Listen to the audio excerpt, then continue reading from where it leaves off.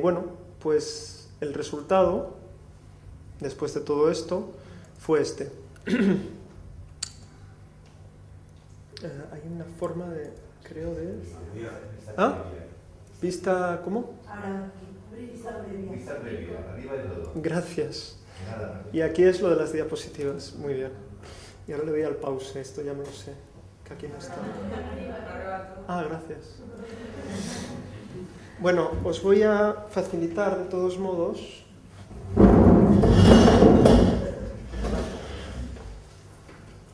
si las fotografías no son de muy buena calidad, porque no tengo acceso a este libro que en cierto modo, si podéis irlo pasando, ilustra un poco las mismas fotos que voy a enseñaros yo y bueno, algunas más incluso. Bueno, pues a partir de la arquitectura de esta sala que ya os comento, fuimos configurando pues una serie de espacios relacionados con la disposición de la sala de fiestas tipo la Boccaccio a partir de reservados y de ese modo fuimos ubicando al espectador con respecto a la puesta en escena que sucedía en el centro de esta sala, ¿no? Es una sala que está coronada o está circundada por unas columnas redondas que sujetan este patio de butacas ahí superior, y a partir de ese epicentro que se generaba, de ese centro, que era una pista de baile en espejos, bueno, pues fuimos desarrollando como si fuera una flor la disposición de esta sala.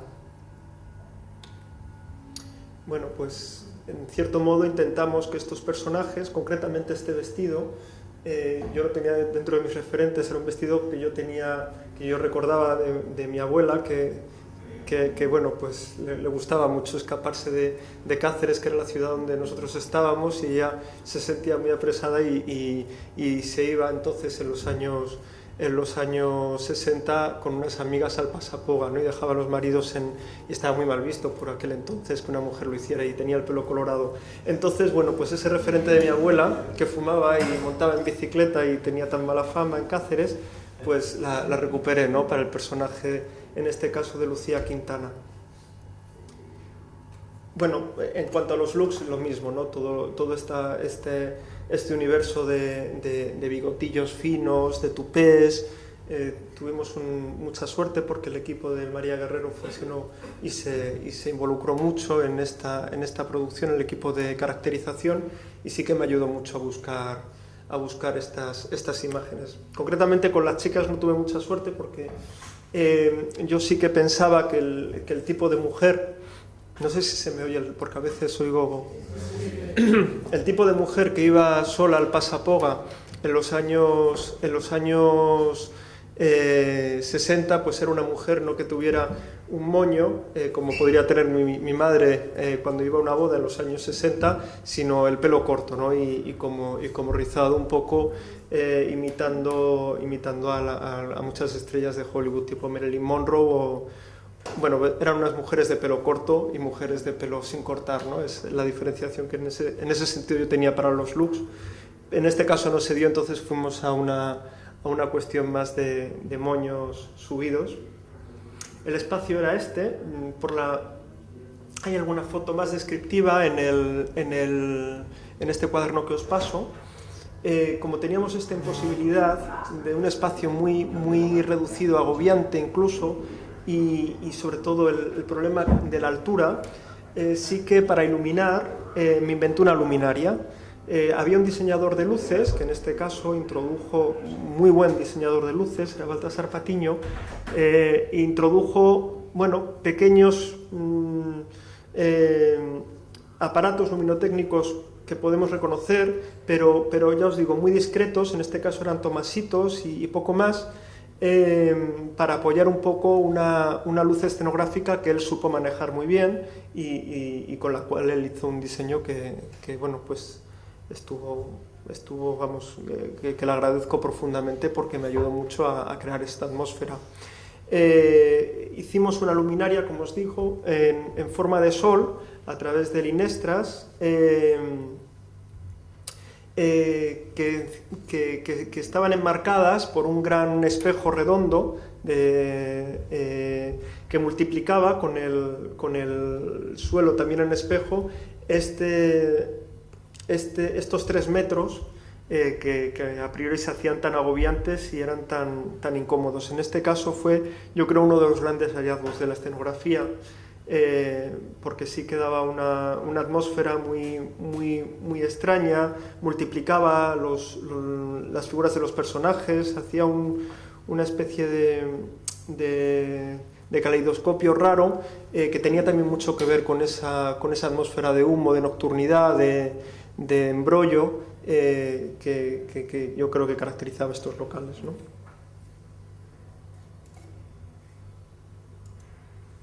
Bueno, looks que estuvimos investigando y estuvimos recogiendo y, bueno, más o menos estuvimos consiguiendo, ¿no? En este caso, bueno, reprodujimos trajes, eran muy sencillos. En este caso tiré de herencias familiares para hacer copias, ¿no?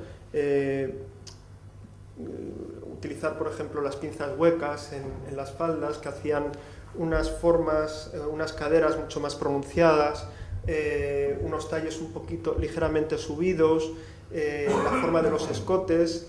En cierto modo lo recogí de fotografías y de reliquias familiares, ya os digo que tengo, y también fui transformando las figuras de los actores, ¿no? Tenían también había un diseño de movimiento actoral que acompañaba mucho este transportarse a los años 60.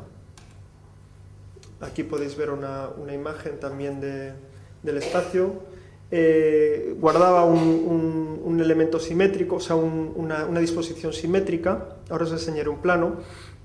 Y como os digo, todos los espectadores se sentaban, llenaban este espacio. En este caso era una pista de baile circundada y había un segundo piso como con unos tréboles, unos reservados, unas formas circulares. El único elemento real, escenográfico por así decirlo, eran los sofás, que en este caso, bueno, pues cada uno guardaba un arco diferente conforme el lugar que le tocaba ocupar y tocaba, por así decirlo, escenografiar, ¿no?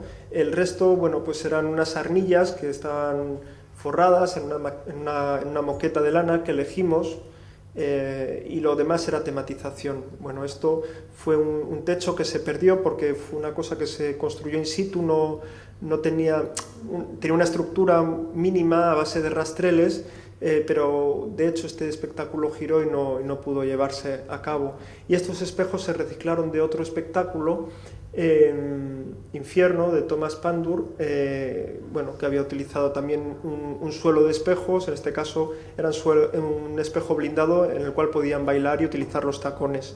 Simplemente, bueno, se hizo un interllagado más pequeño para que pareciera como unas losetas, ¿no?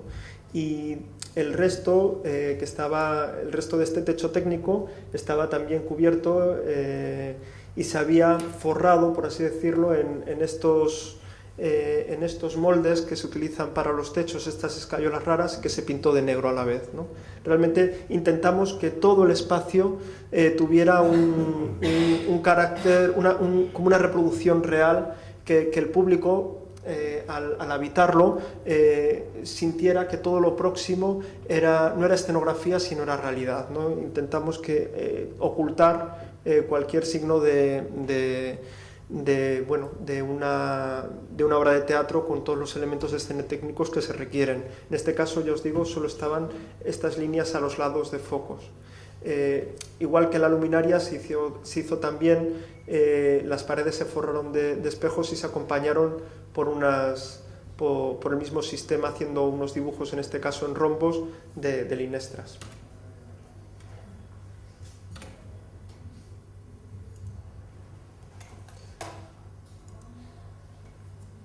Bueno, este es un ejemplo de cómo, a partir, pues, de dos referentes, construí un mundo junto a Alfredo, ya os digo, y que no tenía más requerimientos previos que una dramaturgia que no que no pedía más que un envoltorio, ¿no? En este caso, con la misma, al socaire de esta producción, se generó otra que es Días Estupendos, que acabamos de estrenar.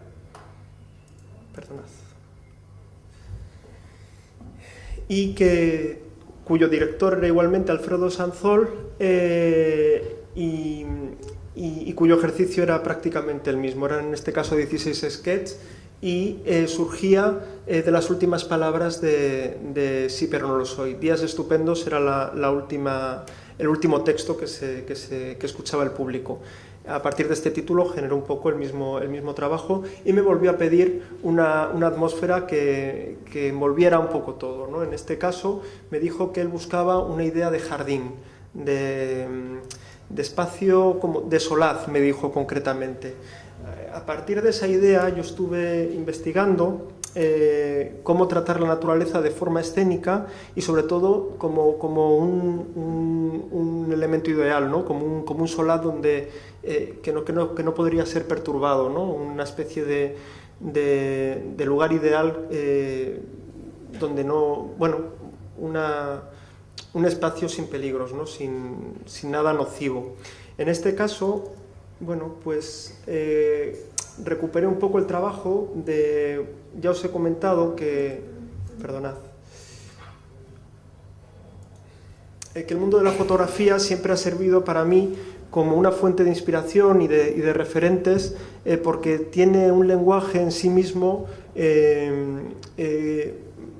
que para mí me resulta más directo para captar tanto atmósferas como ideas y conceptos, ¿no? En este caso cogí precisamente artistas fotográficos que utilizan el medio de la fotografía precisamente como perversión de la idea de documento de la fotografía.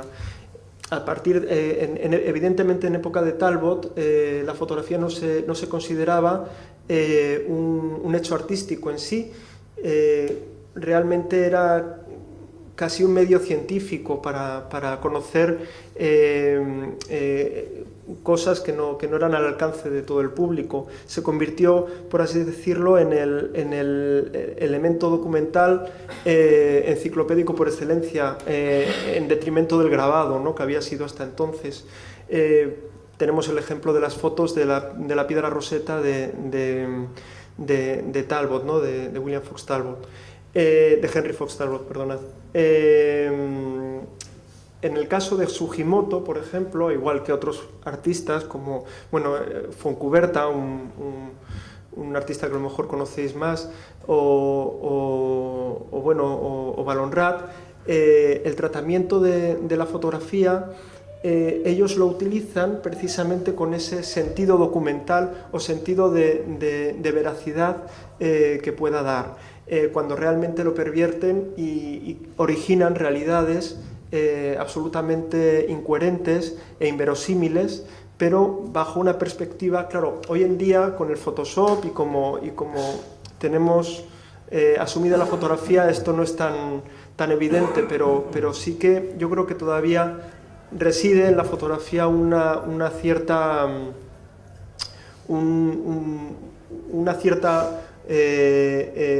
confianza por parte del público de que lo que nos cuenta es verdad, ¿no? Todo el fotopress y todo lo que conocemos a través de fotografía. En este caso, Sugimoto es un artista de los años 80 que origina espacios ideales